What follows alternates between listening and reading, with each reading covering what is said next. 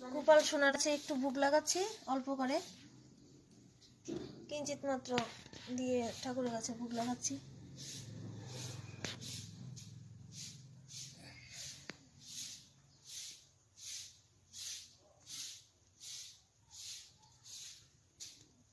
আপনারা সবাই কমেন্টে বলবেন কেমন হয়েছে, অবশ্যই লাইক ও শেয়ার করে দেবেন।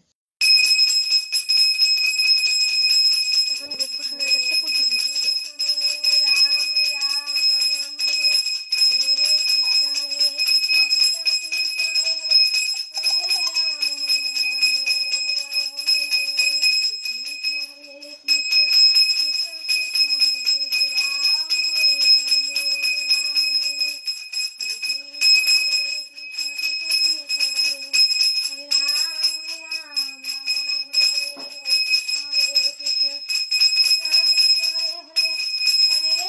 ঘিয়ের প্রদীপ দিয়ে দেখাচ্ছি।